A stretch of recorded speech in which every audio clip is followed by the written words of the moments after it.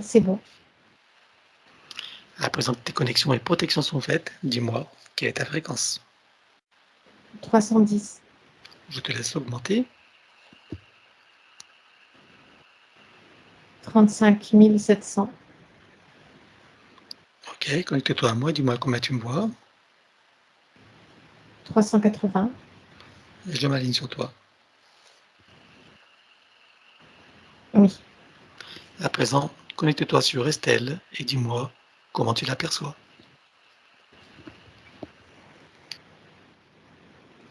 Il y a des sortes de bras souples comme des serpents souples, mais qui sont rattachés à un corps qui s'agite derrière elle. Ça ressemble à des tentacules, mais ce ne sont pas des tentacules, c'est reptiloïde. Ça, c'est en arrière de elle. Et toutes ces sortes de tentacules, mais qui en fait sont comme des serpents, sont rattachés à une entité. C'est comme si c'était les bras ou les jambes de l'entité, quelque chose comme ça, qui sont démultipliés sous cette forme-là de tentacules et qui sont plus ou moins épaisses, plus ou moins longues, tandis que le corps de l'entité lui reste fixe et en arrière et légèrement au-dessus. Ces sortes de bras et de jambes, là, de tentacules, ça vient s'enrouler autour d'elle. Ça vient s'enrouler autour de son espace énergétique, ça vient s'infiltrer aussi dans son espace énergétique. Ça vient se placer autour de sa tête, autour de son troisième œil, au niveau de la gorge, autour de chaque chakra. Il y en a qui sont plus épais que d'autres et qui viennent s'enrouler autour de chacun des 7 chakras principaux. Ça vient l'immobiliser et ça empêche qu'elle ait une connexion terre-ciel, euh, on va dire naturelle. C'est-à-dire que l'élémental de son corps est obligé de compenser cette sorte d'étranglement par ces tentacules-là. Il y a d'autres, on va dire, tentacules secondaires qui sont plus fins et qui, eux, viennent s'infiltrer dans chacun de ces systèmes. C'est-à-dire que tandis qu'elle est immobilisée par les tentacules principaux, les tentacules secondaires, eux, viennent ralentir la circulation de l'énergie dans ces systèmes. Donc, ça vient ralentir le système digestif, le système sanguin, le système lymphatique. Ça vient créer comme des éclairs dans le système nerveux central, le système neuronal. C'est un peu tous les systèmes qui sont touchés. Et ça monte en intensité au fur et à mesure de l'avancée dans l'incarnation. Ok. Alors, qui est cette entité avec tous ces bras qui l'entourent comme ça, qui l'enserrent? C'est reptiloïde, mais en même temps, c'est comme si c'était une sorte d'être hybride, parce qu'il y a une partie d'ADN insectoïde dans cet être-là. Insectoïde? Quel genre d'insectoïde? Type araignée. Ah, d'accord. D'où ces nombreux Oui. bras alors? Oui. Arachnoïde alors. Et reptiloïde? C'est ça, mais la majorité de l'ADN de l'entité, c'est reptiloïde. Bien. C'est quoi son objectif d'être avec elle alors? Qu'est-ce qu'elle cherche à faire? Elle passe à travers elle pour prendre de l'information et pour vivre par procuration. Ça lui évite d'avoir à s'incarner dans une forme humaine. Ok. C'est plus pratique de procéder de cette façon-là. Donc c'est pour ça qu'elle vient s'infiltrer dans chacun de ces systèmes pour pouvoir vivre, ressentir, expérimenter au travers elle, sans avoir directement toutes les problématiques que peut avoir un être humain sur le plan physique. D'accord. Et quand un être humain, quand la forme humaine n'est plus quitte ce plan, n'est plus suffisamment puissante pour supporter la présence de cette entité-là et quitte ce plan, ça n'a pas d'importance. Elle reste avec la conscience pour la retrouver lors de l'incarnation suivante, ou si ça n'y a pas eu suffisamment d'accroche ou de ressenti suffisant, et si cette entité-là a besoin d'aller expérimenter autre chose ou de façon différente, elle va sauter en quelque sorte sur une autre conscience humaine. Bien. Alors, depuis combien de temps est-ce qu'elle était avec elle la toute première fois? Je compte à 3 et ton esprit t'y emmène. 1, 2, 3. Avec elle, c'est depuis 4 incarnations. D'accord. Comment s'est fait la première fois? C'est au moment de la désincarnation où elle s'est présentée. Elle ne s'est pas présentée sous cette forme-là, elle s'est présentée sous une forme que l'on pourrait dire humaine, mais comme une sorte d'humain parfait. Donc c'est plus humanoïde que humain. Très lumineux, clair, bienveillant, une sorte d'ange puissant qui se présente là pour soulever la conscience qui étant sa conscience à elle, celle qui est Estelle maintenant, pour la soulever, la débarrasser de la densité de la 3D et l'accompagner pour la suite de son cheminement. Ok. Et bien sûr, elle a accepté. Oui. Bien. Quelles ont été les conséquences après? C'est comme si ça avait plombé son énergie vitale, puisque cette entité-là vient comme aspirer, de par son poids, sa densité et toutes ces connexions, tous ces branchements qu'elle fait sur elle à chaque incarnation, ça vient lui prendre de son énergie vitale. Donc ça vient limiter ses expériences, ça vient limiter son champ d'expérimentation dans les incarnations, Bien. depuis que cette entité-là est avec elle. Alors, je suppose que toutes les parties d'Estelle prennent connaissance de ça, de comment elles se sont fait avoir.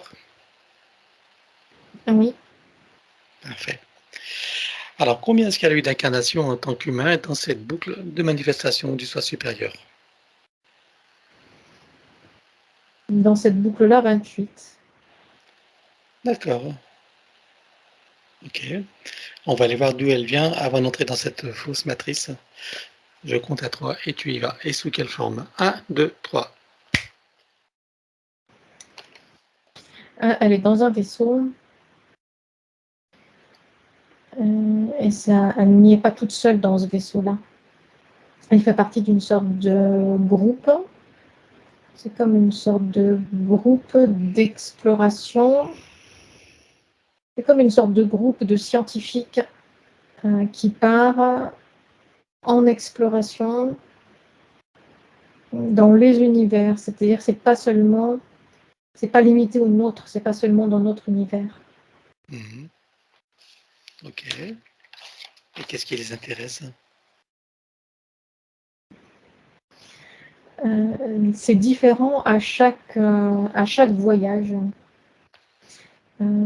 Parce qu'il y a un renouvellement de ce vaisseau-là ce ne sont pas les mêmes consciences à chaque voyage, à chaque expédition.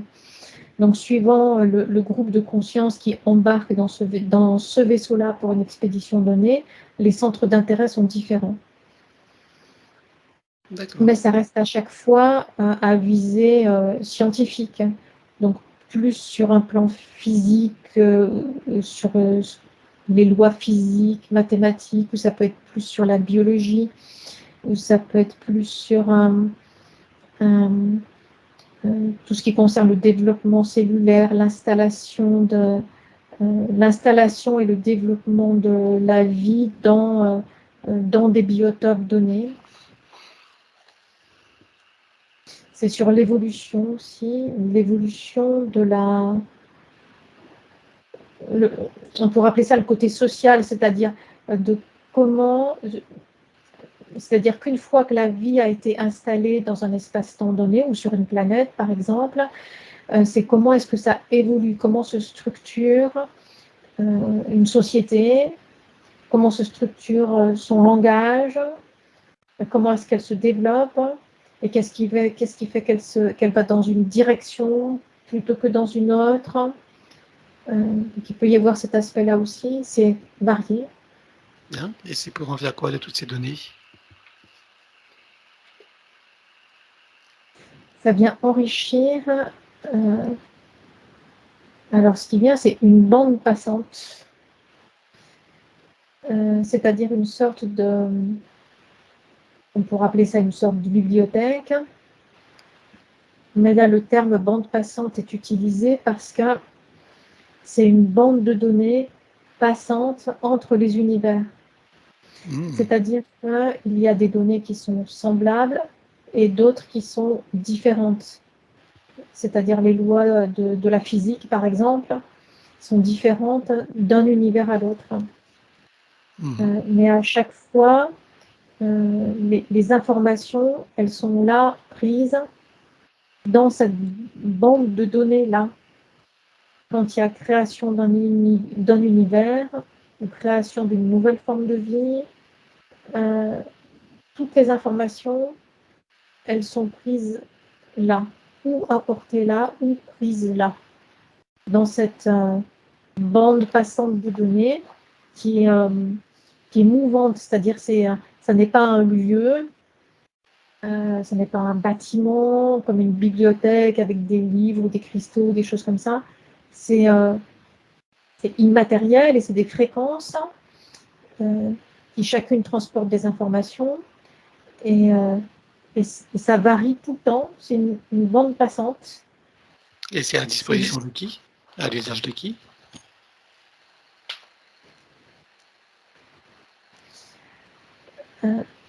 C'est à disposition des consciences qui en ont les clés, c'est-à-dire qui ont le niveau d'expansion de conscience requis pour en ouvrir les portes. C'est une espèce de bibliothèque akashique, non? Quelque chose comme ça, oui, mais qui n'est pas rattaché à l'espace terrestre. C'est-à-dire que chaque planète, chaque étoile, chaque soleil a sa propre bibliothèque akashique. Là, c'est beaucoup plus vaste. C'est plus universel et multiversel, on va dire. D'accord. C'est ça. Et tout le monde n'y a pas accès, non pas que ce soit interdit, c'est-à-dire que sont accessibles uniquement ce qui correspond. Ce qui n'est pas utile ou ce qui serait contre-productif à une conscience donnée, eh bien, il n'y a pas accès, tout simplement. L'alignement ne se fait pas. La clé ne rentre pas dans la série. Donc l'information vient en fonction du besoin, c'est ça? Et de l'état de conscience et d'évolution de l'être? Oui, c'est ça. Bien. Alors, d'où est-ce qu'elle vient, en fait, dans cette forme d'existence? Elle vient d'une planète ou d'une étoile? C'est quoi sa base, son origine? Dans cette boucle, en tout cas. Dans cette boucle-là, c'est une planète dans un univers qui est parallèle au nôtre, mais parallèle miroir, parallèle inversé. Donc il y a cette curiosité d'aller explorer de l'autre côté du miroir. D'accord. Elle s'appelle comment leur planète? C'est Tixiera. Et il y a des tirets et des signes, des points étranges en plus des lettres, mais phonétiquement, c'est à peu près ça. On va rester sur le phonétique. Tixiera. D'accord. Elle est en quelle dimension? Encore une fois, il n'y a pas de correspondance à chaque fois Ah, qu'on et oui, c'est change. l'autre univers, d'accord. Eh oui. Oui, Alors, lorsqu'elle est dans notre univers, elle est dans quelle dimension? 6e dimension. 6e, d'accord. Ok. Alors, qu'est-ce qui s'est passé pour qu'elle se retrouve en incarnation sur Terre, alors à partir de cette forme d'existence? Parce que c'est elle qui l'a décidé. D'accord. C'est elle qui l'a décidé parce que c'est mouvementé. Il y a de l'action. Il y a quelque chose de vivant, de coloré. C'est un peu dans le désordre, ça part dans tous les sens, énergétiquement parlant. Et c'est intriguant et attirant. Donc elle veut venir là, voir ce qui se passe de plus près, l'expérimenter de l'intérieur. D'accord. Et là, c'est un projet qu'elle élabore toute seule ou en groupe? Dans ce projet-là, elle est d'abord toute seule. D'accord. En accord avec son groupe ou en partant indépendamment? En partant indépendamment, mais chaque membre de ce groupe-là a des objectifs différents. Enfin, pas complètement différents, pour que ça reste quand même assez homogène, mais chacun des objectifs est individuel. Bien. Donc, elle décide d'aller sur Terre et c'est quoi son objectif alors? D'aller voir ce qui se passe de plus près, d'expérimenter de l'intérieur les énergies de cette planète-là. D'accord. Pour les étudier, pour les ressentir? Oui, Bien. Que se passe-t-il alors? Comment s'y prend-elle? Elle quitte son vaisseau? oui. C'est un vaisseau comment organique collectif, genre Merkaba, ou c'est un vaisseau de leur technologie? Non, c'est un vaisseau organique, type Merkaba collective. Ah ouais, d'accord. Ok. Donc là, elle part à bord de son vaisseau individuel, son Merkaba, Oui, et ensuite que se passe-t-il lorsqu'elle approche donc de la fausse grille magnétique et de tous les systèmes de cette matrice? elle s'en arrête à distance, comme si elle marquait un temps d'arrêt pour observer à distance, avec réflexion sur comment est-ce qu'elle va s'y prendre, quel type d'incarnation et sous quelle forme elle va se manifester, sur quel plan, dans quelle dimension. Il y a toutes ces réflexions-là. Oui, Euh, et c'est l'expérience de la forme humaine, de l'expérience d'incarnation humaine en 3D qu'elle choisit. d'accord, bien. Et alors, comment s'y prend-elle ensuite? Elle entre volontairement, c'est comme si elle suivait une sorte d'autoroute, sauf qu'au péage de cette autoroute, c'est comme une sorte de couperet, le couperet de l'oubli qui tombe. Hmm, ok. Et ça, l'avait pas prévu. Si elle l'avait prévu, mais ça c'était pas vu comme pas ressenti comme étant un problème. D'accord. Est-ce que ça veut dire qu'elle avait un plan B en sachant qu'il y aurait l'oubli? Elle l'a considéré comme cela faisant partie de l'expérimentation. Hmm, bien. Donc, il y a le coup près de l'oubli, et ensuite, qu'est-ce qui se passe? Elle part dans les roues d'incarnation humaine. Mhm. Donc, en oubliant tout, s'il y a la perte de sens de son objectif, de sa Oui. présence sur Terre et de qui elle est, etc., etc. Mhm. Et ça, elle l'avait prévu aussi. Oui. Bien. Et comment comptait-elle si, comment dirais-je, si dépêtrée après, en sachant cela? Parce que avant d'entamer cette démarche-là et de prendre cette autoroute-là, direction la Terre, elle avait observé avant et elle avait vu que certains humains restaient connectés ou retrouvaient la connexion. Donc, elle s'est dit qu'elle ferait comme eux et que si elle ne trouvait pas le moyen toute seule, elle contacterait ces autres consciences-là, incarnées, humaines, pour faire la même chose, pour retrouver petit à petit au cours des incarnations la mémoire. D'accord. Bien. Bon, ben écoute, reviens ici et maintenant. Oui, Même si elle savait qu'elle serait dans le cercle de l'oubli, donc elle se rappellerait quand même qu'il y a des humains qui sont connectés et qu'elle retrouverait et même la mémoire. C'est bien ça. oui, C'est une forme de confiance intérieure, de force intérieure basée sur de la confiance c'est ça. et même de la certitude. Oui, Elle savait qu'elle trouverait le moyen d'une façon ou d'une autre, même si elle ne s'en souvenait pas. oui. Bien.